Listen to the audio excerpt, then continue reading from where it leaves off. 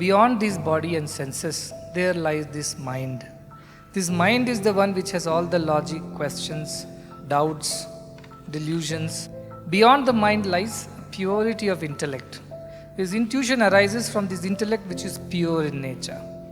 And beyond that is the Atman, which has no attributes whatsoever. It is absolute peace, absolute bliss.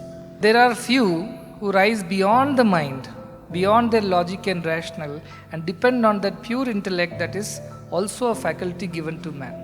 And intuition arises from that purity of intellect. So it is like this.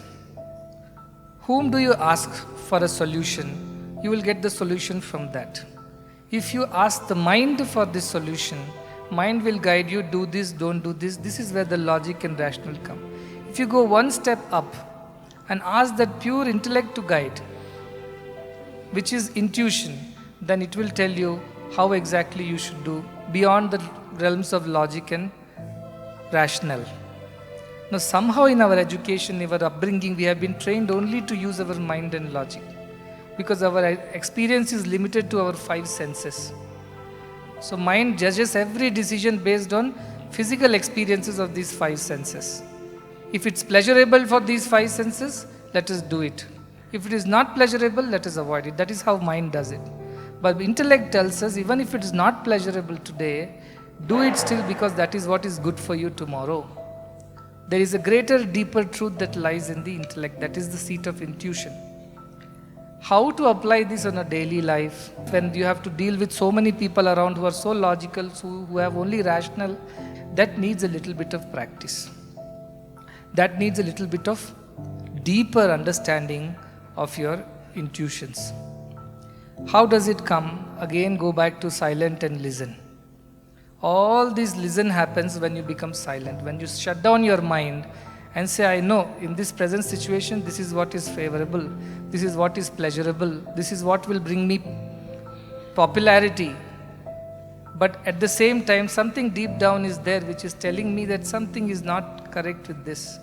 So I must go back, sit down, meditate, silence my mind, keep all the logic out, and depend on that intuition voice which comes from within. And when I follow that with courage, I will see the results. And when you keep following it again and again and again, it becomes a habit. If you use this intuition born out of the intellect, pure intellect, it will become strong over a period of time. So give a chance to your intellect to guide you, keeping the mind aside. I always say heart should guide the head and head should guide the hands. So the real guidance should come from the heart. That is the seat of intuition.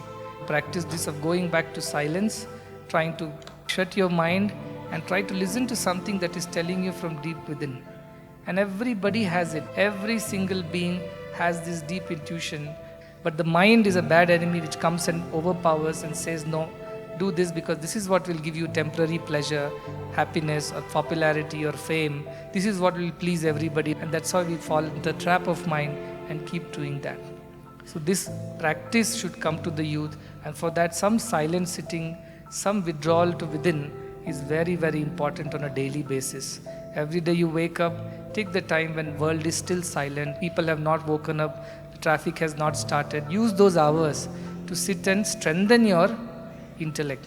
And wherever you go, that will guide you. Beyond your mind's chatter, that will talk to you and tell you exactly what you should be doing in any situation.